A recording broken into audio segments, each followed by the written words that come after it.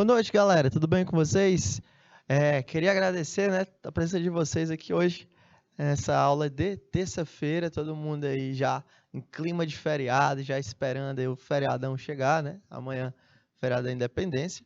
Mas hoje a gente tem que falar sobre fontes de campo magnético em espiras circulares, tá bom? A gente já falou um pouquinho sobre solenoide e bobina já anteriormente aqui, mas hoje a gente vai falar sobre campo magnético realmente em uma espira circular, entender como é que vai funcionar o campo dentro dela, como é que funciona a rotação, regra da mão direita, tá bom? E aí toda essa parte interna, aquele movimento que a gente vai ter. Claro, eu sei que vocês vão dominar facilmente aí, tranquilos, todo mundo.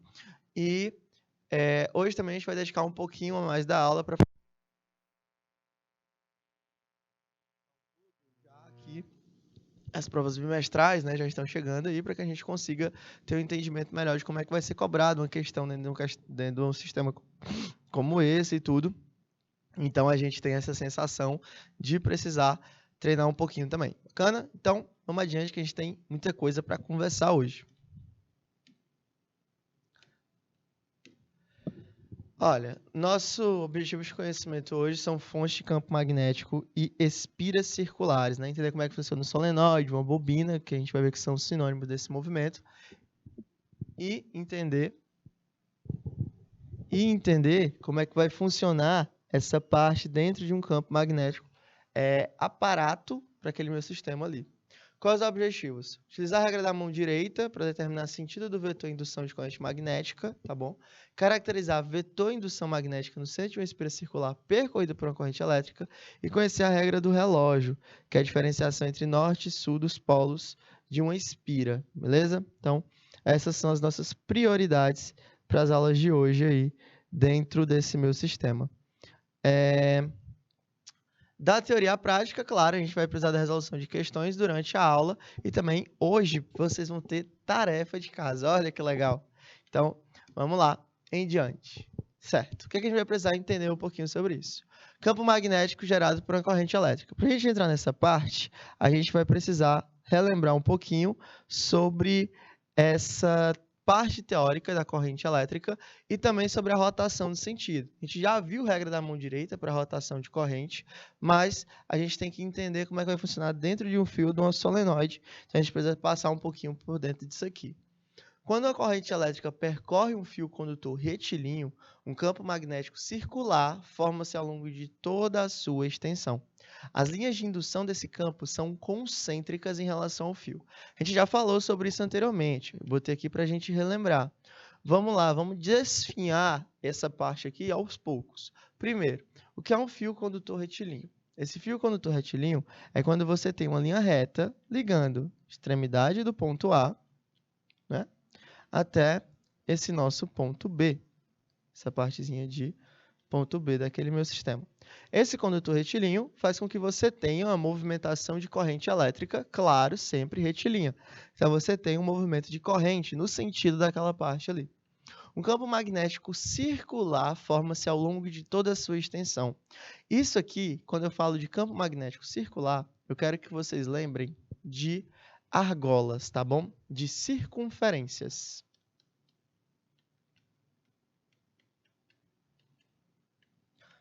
São sempre em formato de circunferências dentro daquele meu sistema ali, para que você possa fazer essa parte de movimentação dentro dele, ok?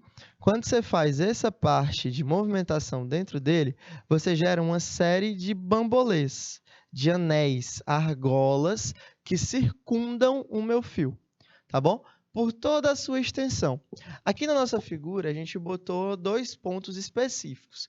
Não necessariamente vão ser só nesses 2, tá bom? Você tem por todo aqui, infinitamente próximo ao começo do fio, esse ponto A, ou então infinitamente próximo ao final do fio, esse ponto B. Então, toda essa parte aí é relacionada àquele movimento ali, tá bom? Portanto, toda a sua extensão. Mas eles são concêntricos. O que significa ser concêntricos? Significa que o centro do fio, da argola, o centro da circunferência é o fio. O fio, ele é concêntrico, ou seja, o fio tem uma parte pontual interna àquele meu sistema ali. Quando eu tenho isso, ó, eu tenho essa distância, ó, sendo um valor de um R1, determinado raio. E eu tenho essa distância aqui, por exemplo, ó, sendo o valor de quê? De um R2. Então, você teria essa situação diferente aí de um sistema para o outro, tá bom? Então, mas lembrando que todos eles são centros. E a distância entre centro e essa parte é porque você tem movimentações diferentes naquela circunferência, tá bom? Percebam que você tem um sentido de rotação. E esse sentido de rotação é gerado pela corrente elétrica, tá bom? Quando você tem isso, quando você tem essa parte, você tem um sentido de rotação ou horário ou anti-horário. Então, lembrando aí, quando você fala de rotação, eu estou falando de uma rotação em sentido horário ou em sentido o quê? Anti-horário.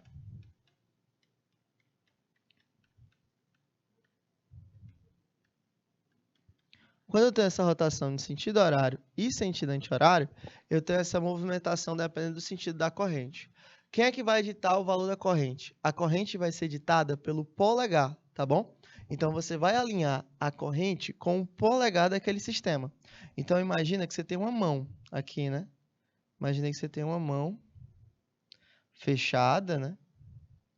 E você tem um polegar aqui. Aquele polegar vai dizer para mim o sentido da corrente. Eu vou ter que alinhar o meu polegar ao valor da corrente. E o sentido de fechada da mão é que me dá o sentido de rotação. Então, ó, percebam que os dedos estão agarrando o fio como se você estivesse agarrando um pincel ou uma caneta com o polegar virado para a direita em relação a você mesmo. Então, esse fio, ó, vai ter uma rotação em qual sentido? Olha aí. No sentido... Qual o sentido de rotação? No sentido anti-horário, né? Você vai ter um sentido de rotação anti-horário. Se você invertesse a corrente, se por um acaso você invertesse a corrente, você teria também uma mão, ó. Só que agora, os dedos estariam segurando o fio para o outro lado. Então, você teria uma corrente para cá. E aí, o fio seria uma rotação no qual sentido? Sentido horário. Então, tudo vai depender de como é o alinhamento do seu polegar com o valor da corrente, tá bom? Com o seu polegar em fator da corrente.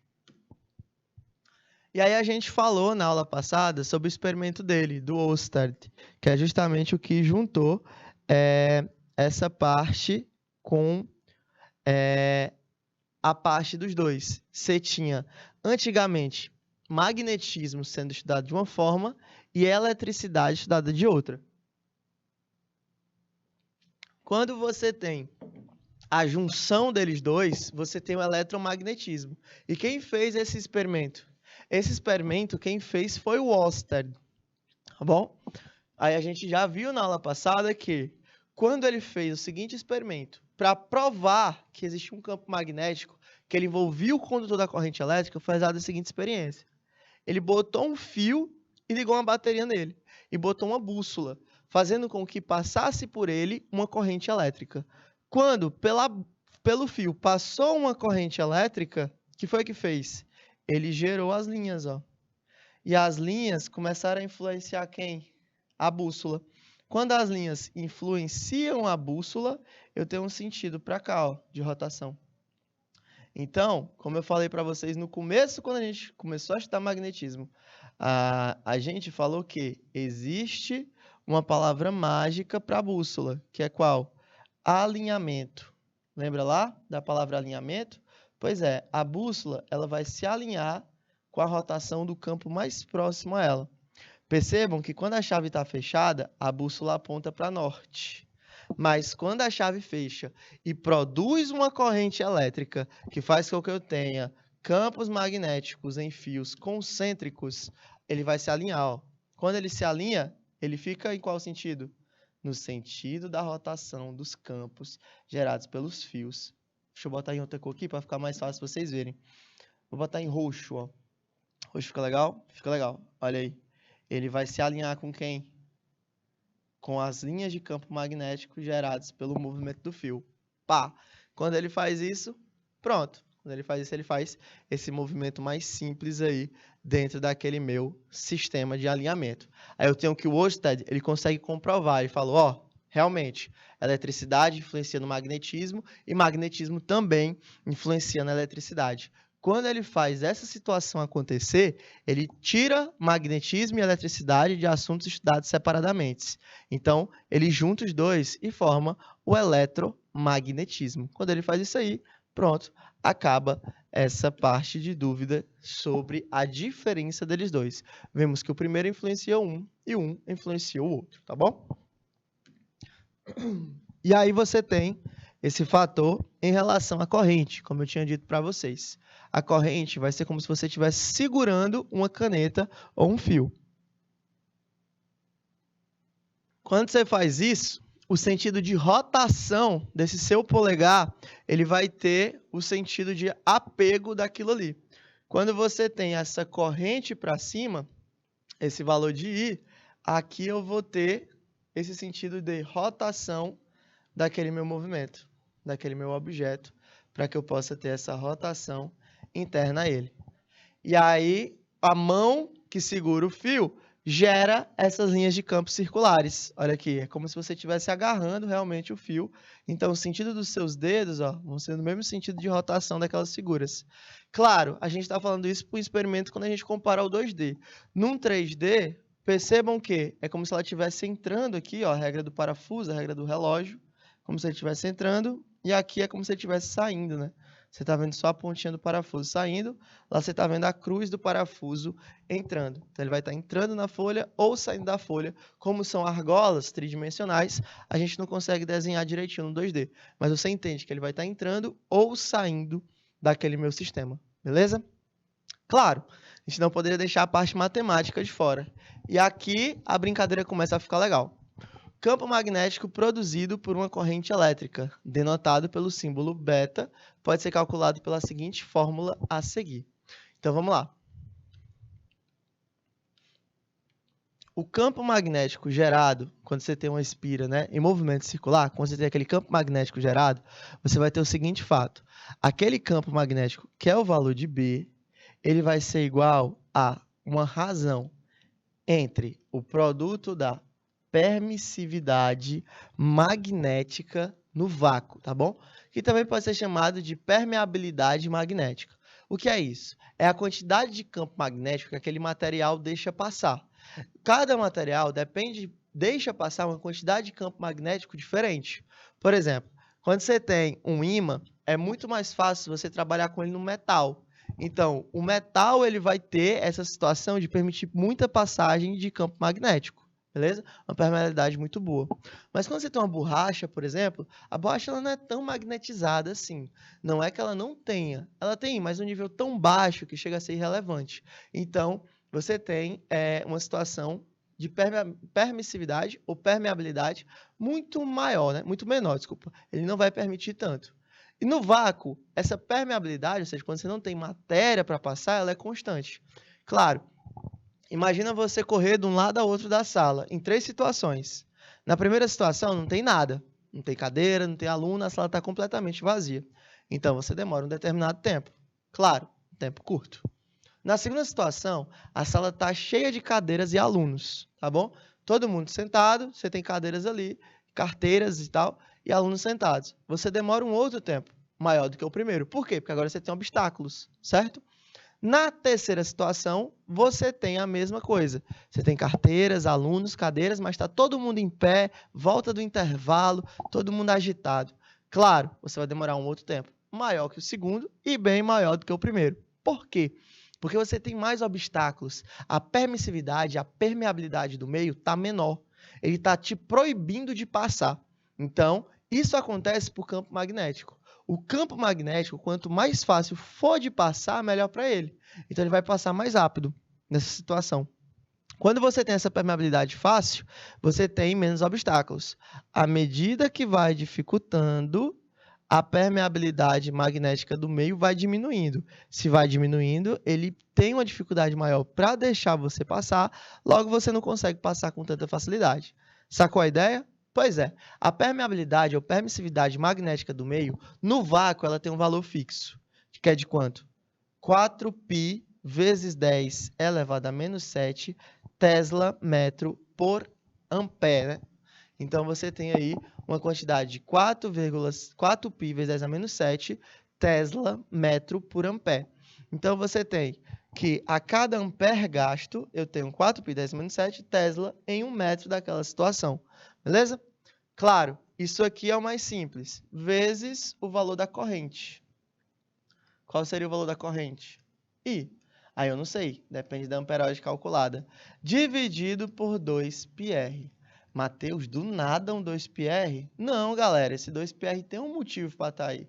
Por que ele está aí então, Mateus? Porque quando eu pego um fio, olha aí. Quando eu pego um fio, eu falei para você que o fio, ao ser percorrido por uma corrente elétrica, ele gera argolas, certo? Ele gera argolas de movimentação concêntricas no fio. Ou seja, isso aqui é um raio. Não é um raio? É. Então, quando eu tenho esse raio formado, naquele meu sistema, eu tenho um fio concêntrico na circunferência. Vem cá, como é que eu calculo o comprimento de uma circunferência? Peguei a referência. Pegou? Pois é. 2πr é o comprimento da circunferência. Então, quanto maior o fio, circunferência. Quanto maior o raio, maior o comprimento dela, né? Então, você teria aí um valor gerado de forma distinta. Ficamos sem espaço aqui, vou escrever um pouquinho mais para baixo, mas vocês entendem, né? Beleza. Então, quando você tem essa situação, você tem, quanto maior o raio, maior a passagem daquela circunferência para aquele movimento ali. Então, seria permeabilidade magnética do meio vezes a corrente sobre 2πr, aonde o valor de 2πr é o comprimento da argola. Por isso que é uma argola, tá bom? Você não tem uma formação quadricular, você não tem uma formação triangular naquele meu sistema, não. A argola, ela compromete a movimentação do comprimento para que você possua aí essa permeabilidade, essa permissividade magnética do meio. Bacana?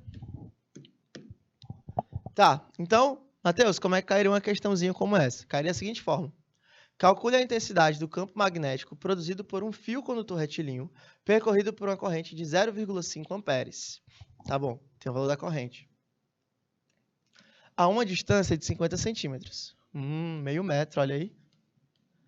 Mateus, por que tu botou meio metro? Porque eu estou em 50 centímetros e a unidade aqui, ó, da permeabilidade é metro. Então, eu divido por quanto? Por 100. Então, fica 0,5. Ah, entendi. E a permeabilidade é ela mesma. Então, o que é que eu pego? Eu pego isso aqui e aplico direto na nossa equação. Qual é a nossa equação? Campo magnético é igual a permeabilidade magnética vezes o valor da corrente, vezes 2π vezes o raio. Olha, veja que as questões deixaram o π lá. Então, você não tira o π, tá bom? Deixa o π aí, não bota 3,14. Deixa eu te dar uma dica. Como a equação funciona em torno de 2π e a permeabilidade tem um valor constante também em função de π, na maioria das vezes eles vão cortar. Se eles vão cortar, fica fácil. O campo seria igual a permeabilidade 4π vezes 10 elevado a menos 7, vezes o valor da corrente, que vale quanto? 0,5. Dividido por 2 vezes π vezes o raio, que vale quanto? 0,5. Ah, Mateus, agora ficou fácil. Ficou fácil mesmo. Por quê? Porque eu não preciso calcular. Claro que não precisa. Ó, 0,5 de cima com 0,5 de baixo, tchau. π de baixo com π de cima, tchau também. Então, qual seria o campo gerado? Campo gerado seria igual. 4 dividido por 2. 2 vezes 10 elevado a menos 7. Qual a unidade de campo? Tesla. Então, ficaria 2 vezes 10 a menos 7 Tesla. Olha aí. Quando você tem um gabarito. Qual seria o gabarito? Nosso gabarito seria a letra A. 2 vezes 10 a menos 7 Tesla para aquele meu sistema, tá bom? Então, eu teria o valor desse campo, 4π vezes 10 a menos 7 vezes 0,5 sobre 2π vezes 0,5. 0,5 morre com 0,5, π morre com π. Fica 2 vezes 10 a menos 7, Tesla mesmo, tá bom? Então, repetindo a questão aí, deixando mais um minutinho no quadro para quem vai querer copiar e também tirando alguma dúvida. Galera, qualquer momento vocês ficarem com dúvida, pode mandar aqui que a gente tira as dúvidas, beleza? Então, qual seria o campo? Permeabilidade magnética do meio, permissividade, 4π vezes 10 a menos 7, vezes o valor da corrente, que a questão já deu, 0,5. Sobre o comprimento da argola que ele faz. Ou seja, quanto maior o raio, maior a área de atuação daquele campo magnético, beleza? Então é por isso que a gente usa 2πr. 2 vezes π, π morre com π, vezes o raio. O raio vale 50 centímetros. Só que pela unidade não está no sistema internacional, eu tenho que levar para metro. Então o raio valeria meio metro. Então 0,5 com 0,5, tchau. Π morre com π. 4 dividido por 2 é o próprio 2, vezes 10 elevado a menos 7 Teslas. Então, nosso gabarito seria realmente aí a letra A, tá bom? Então, sempre lembrar dessa associação aí. Bacana? Próxima questão fala o seguinte. Com base em seus conhecimentos, de acordo com o texto, assine a alternativa correta em relação às linhas de indução. As linhas de indução são linhas abertas e saem do norte para o sul. Letra B. As linhas de indução saem do polo sul para o polo magnético e entram no polo norte magnético. As linhas de indução são sempre fechadas e representam tangentes de vetores de campo magnético. Letra D. A concentração de linhas de indução em uma região do espaço é inversamente proporcional à intensidade do campo magnético. E letra E. As linhas de campo magnético são usadas como artifício para apresentar módulo, direção e sentido de um campo magnético. Tá. Quero saber de vocês qual gabarito vocês marcariam, tá bom? Vou pedir 2 minutinhos para vocês tentarem fazer a questão.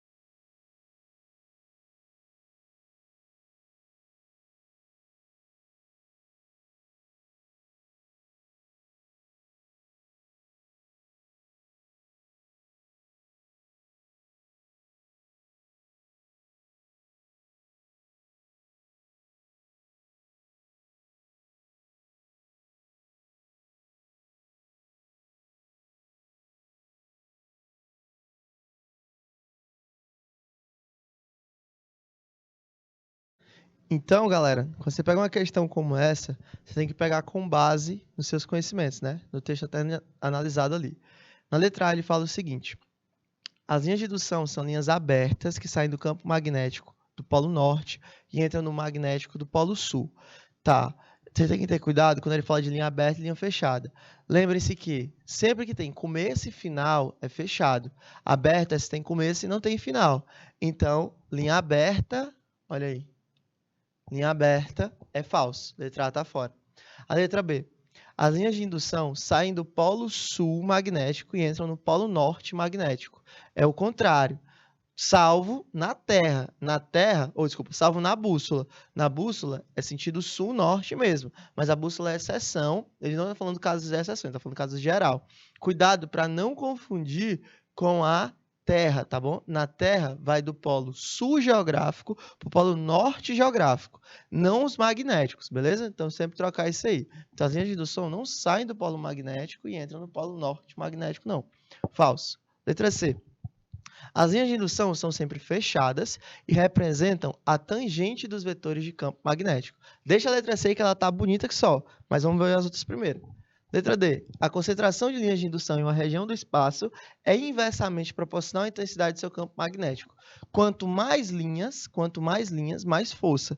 Então não é inversamente, é diretamente. Letra D está falso. Letra E. As linhas de campo magnético são usadas como um artifício para representar o módulo, a direção e o sentido do campo magnético.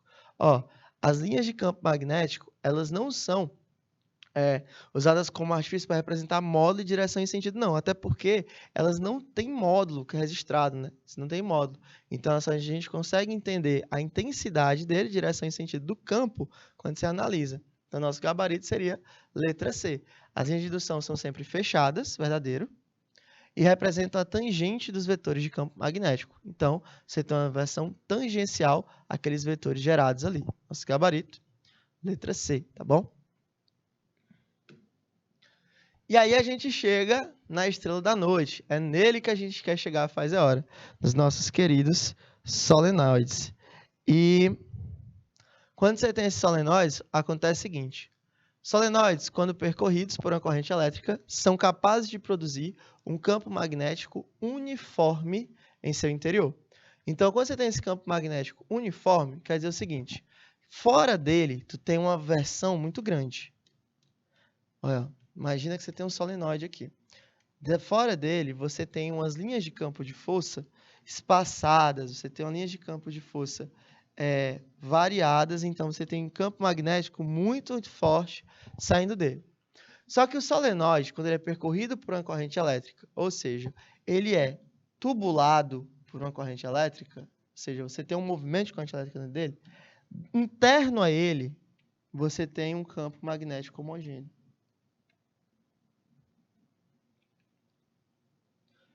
Interno a ele, você vai ter o mesmo valor de campo magnético sustentando o sistema. Então, dentro dele, eu tenho um campo magnético uniforme. Como eu tenho um campo magnético uniforme, aquele cara, ó, tem esse campo magnético uniforme à situação, então é nele que eu vou me preocupar, tá bom? O solenoide, ele é um aparelho usado aí, quem mexe com eletroeletrônica mexe muito com ele. Você é um aparelho usado para percorrer corrente elétrica e gerar um campo magnético, né? A intenção dele é gerar um campo magnético interno a ele. Quando você faz isso, você está gerando um campo homogêneo, um campo magnético uniforme, interno àquele meu solenoide. E a gente vai se preocupar com a parte interna dele. Por que a parte interna? Porque se é uniforme, é fácil calcular. Se for fora dele, dá para calcular? Dá. Num ponto específico fora dele, a gente consegue. Mas, quando você tem essa situação, dentro dele, é complicado. Por quê? Desculpa, fora dele é complicado. Por quê? Porque esse campo magnético externo a ele varia muito. Como esse campo magnético externo a ele varia muito, você tem uma situação em um ponto que é assim, em outro ponto é mais afastado, e isso é meio complicado. Então, para padronizar, internamente dele é uniforme. Se é uniforme, dentro é mais simples. Por quê? Porque a qualquer ponto que eu pegar vai ser o mesmo campo. Então, sabendo que esse campo é uniforme, eu consigo direcionar, né, meus esforços para calcular aquele determinado ponto. Então, vamos lá. Seu interior. Olha aí. Campo magnético do solenoide. Quando a corrente elétrica atravessa um condutor, há o surgimento de um campo magnético. Nos solenoides, por exemplo, é possível produzir campo magnético concentrado no interior do enrolamento dos fios.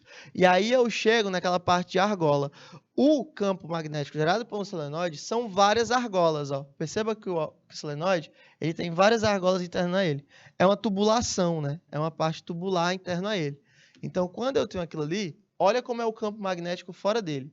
Olha essa distância aqui, D1, para essa distância bem aqui, D2. Olha aí como é estranho. Então, o ponto de um campo magnético gerado aqui em D1 é totalmente diferente do campo magnético gerado lá em D2, por causa da distância entre eles. Então, a gente ignora essa parte externa e se apega a quem? A parte interna. Porque na parte interna, ó, olha essa situação, tudo igualmente espaçado. Ó, tudo igualmente espaçado. Quando você tem tudo igualmente espaçado, você tem um campo uniforme. Então, todos esses valores, ó, seguem o mesmo valor D. Olha aí. O mesmo valor D. Deixa eu botar bem aqui. De outra cor para ficar mais fácil de a gente enxergar. Acho que o amarelo fica legal. Fica. Olha aí. Todo mundo vai ter o mesmo valor D. Por quê? Porque é uniforme. Se é uniforme, se eu pegar no ponto 1, 2, 3, 4, 5, 6, qualquer um desses pontos, o valor vai ser o mesmo. Então é por isso que a gente se apega ao campo uniforme àquele movimento, tá bom? Então a gente vai para o solenoide na parte interna. E aí, quando a gente entender solenoide, a gente pode separar uma argola dele em específico e calcular. Por quê? Porque se eu sei calcular o campo interno ao solenoide, e aí eu quero começar a calcular o campo externo ao solenoide, é diferente. Por quê? Porque no solenoide eu tenho várias argolas naquela situação. Mas, a partir do momento que eu segrego ela, tiro uma, corto o solenoide, tiro uma argola, aí é diferente. Porque o campo magnético gerado é diferente, tá bom? Então, aí você tem uma situação diferente. Então, como a gente já viu o solenoide, é um assunto que a gente já citou em algumas aulas passadas, a gente aprende primeiro a trabalhar com o solenoide, depois a gente volta e aprende a calcular uma argola apenas, tá bom? Separada ao sistema. Então, vamos para cá. Olha aí, o solenoidezinho. A polaridade do campo magnético produzido no solenoide pode ser descoberta por meio da regra do parafuso. Para usá-la, fechamos os dedos da mão direita no sentido da corrente que percorre o solenoide, horário ou anti-horário, de modo que o polegar nos indique o sentido do campo magnético. Observe a figura a seguir e, por meio dela, é mais fácil compreender como funciona a regra do parafuso. De novo, corrente, olha aí, deixa eu mudar a cor. Corrente vai ser alinhada a quem? Ao polegar. Beleza? Sempre. A corrente vai ser alinhada ao polegar. Então, lá na situação do fio. Agora, no solenoide, o solenoide vai gerar quem? Um campo. Então, o campo ele vai ser relacionado a quem? Ao polegar agora. Porque agora eu não tenho corrente, né? Eu tenho campo. Percebam que lá no fio retilíneo, deixa eu botar aqui. Lá no fio retilíneo, cadê o fio? Tá aqui. Lá no fio retilíneo,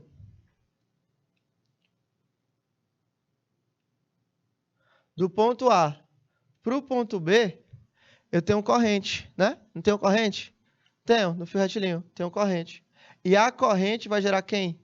Vai gerar as argolas de campo.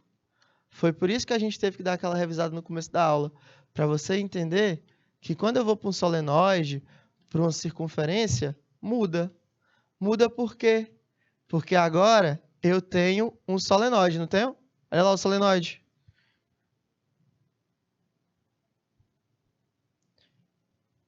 Beleza. Só que o solenoide ele vai ser percorrido por uma corrente. Agora inverte. No lugar de ser a corrente que está gerando o campo ó, uniforme interno ao solenoide vai gerar quem? A corrente. No mesmo sentido, lá, no mesmo outro sentido, lá da movimentação. Viu aí? Viu aí a diferença? Porque no fio retilíneo, a corrente gera linhas circunferências de campo. E no solenoide, o campo gera a corrente. E a corrente vai correr através dos fios do solenoide, da mesma forma como o campo correria na corrente elétrica, respeitando a regra da mão direita, né? O abraço dos dedos daria ali aquele sentido da corrente passando por dentro de um solenoide. Bacana? Então, sempre entender essa parte aí.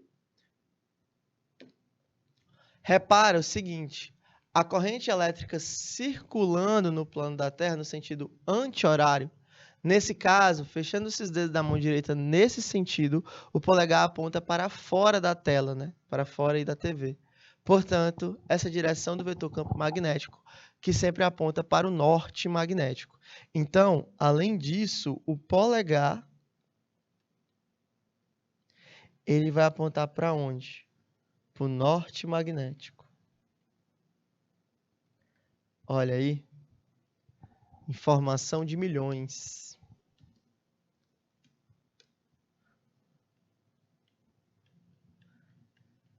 Ok? Deus. Magnético. Magnético. Bom, sempre para o norte magnético. Então, aquele polegar gerado ali vai dar um sentido da corrente. Portanto, essa direção do vetor campo magnético que sempre aponta para o norte magnético. Então, você teria esse polegar saindo da tela. Mateus, se fosse o contrário, aí se fosse o mesmo solenoide, tentar reproduzir a figura. Obviamente vai ficar tão bonito quanto aí, né? Mas vou tentar reproduzir a figura. Se fosse um X aqui, a corrente estaria para o outro lado. Ó, perceba que aqui a corrente é no sentido anti-horário, né? Aqui a minha corrente está para o outro lado, no sentido horário. Então, a minha mão seria vista de costas. Bom? A minha mão seria vista de costas. E o polegar estaria para lá. Ó. Aqui seria o polegar da situação. Então, a corrente entraria na tela, tá bom? Então, analisando isso aqui, eu posso voltar para o slide anterior rapidinho para te mostrar um negócio. O polegar sempre vai estar no sentido do norte magnético. Então, quando eu faço isso aqui, ó, as linhas de campo de força vão sair daqui. Então, essa região bem aqui é o meu norte magnético. Olha aí. E vão entrar onde? Aqui. Então, essa região bem aqui seria quem? O meu sul magnético. Você tem norte magnético para lá, sul magnético para cá. Beleza? Sempre no sentido do polegar. Então, no caso do campo saindo, seria o norte magnético, que ó, o campo ele vai sair daqui, ó. Beleza? Viram aí as linhas de força, o 3D?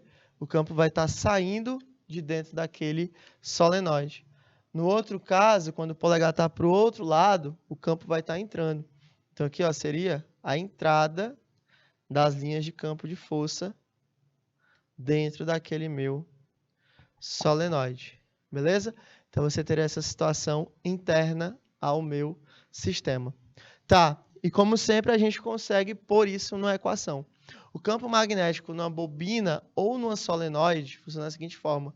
Bobinas, também conhecidas como solenoides, se você não se familiarizou com o nome bobina, mas você conhece... desculpa, você não se familiarizou com o nome solenoide, mas você conhece a palavra bobina, pronto, é a mesma coisa. Bobinas também são conhecidas como solenoides, formados por um longo fio condutor enrolado diversas vezes, tratando-se, portanto, de uma combinação de um grande número de espiras. Então, esse número de espiras eu chamo de N, tá bom? Na minha equação. E aí eu consigo calcular o campo magnético no interior de um solenoide. Lembra que eu falei? Fora do solenoide dá para calcular? Dá. Faz sentido? Não. Então, a gente se apega ao valor interno, tá bom? Por quê? Porque é homogêneo. Fora é heterogêneo, é uma quantidade de dissipação muito grande, cada ponto tem o seu, então não faz muito sentido a gente ver isso. Interno é mais fácil. Interno é um valor geral para todo mundo, todos os pontos têm o mesmo valor, então você consegue ter essa situação adepta àquele sistema. Então, qual seria o valor do campo? O valor do campo seria igual permeabilidade, que seria esse μ0, vezes o valor do número de espiras, tá bom? Μ seria o valor da corrente. Isso aqui sobre L, onde o N, número de espira, L é o comprimento do solenoide, tá bom? Ah, mas é fácil entender porque que ele está aí. Se você tem um solenoide e ele tem um tamanho, então a corrente elétrica que o percorre vai ter um valor. A corrente elétrica que o percorre vai ter um valor. Se você tem outros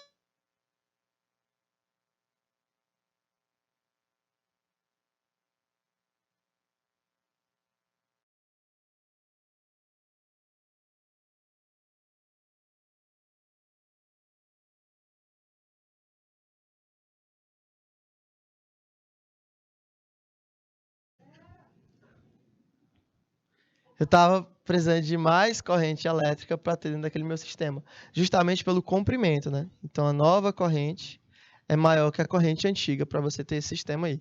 Por quê? Porque o novo comprimento, né, esse valor de L', é maior que o comprimento antigo, que é o valor de L. Beleza? Além disso, só o número de espiras é novidade. Então, você tem uma permeabilidade constante. A permeabilidade, não precisa nem comentar mais, né? Vocês já decoraram. 4π vezes 10 a menos 7 Tesla metro por ampere. Vocês já sabem esse valor aí decorado mais que eu. Ana? Então, essa partezinha aí, introdutória, é legal. Bom, galera, nessa nossa primeira aula, a gente vai deixar até aqui, tá bom? A nossa segunda aula vai ser voltada à resolução de questões de Espira, beleza? Para que a gente possa fazer essa questãozinha de Espira dentro do sistema. Deve deixar um pouquinho na tela aqui para quem está terminando de copiar. Quero só que vocês tenham a ideia do seguinte, que o campo magnético ele é proporcional ao tamanho da espira e à quantidade de corrente elétrica que a percorre, beleza? Quanto maior o tamanho da espira, ou seja, quanto maior o comprimento dela, maior a quantidade de campo magnético gerado. Corrente elétrica, a mesma coisa. Quanto mais corrente gerada, maior a quantidade de campo magnético gerado por dentro daquele meu sistema, tá bom? Então, você tem sempre essa situação aí.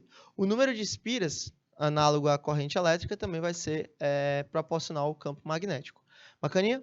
Então, gente, a gente vai dar um pequeno intervalo, dar um tempo para todo mundo tomar uma água e ir ao banheiro rapidinho. Na nossa próxima aula, a gente vai voltar focado na resolução de questões, tá bom?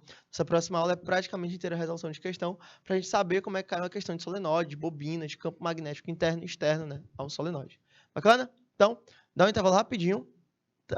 Não sai daí, já já a gente volta. Tchau!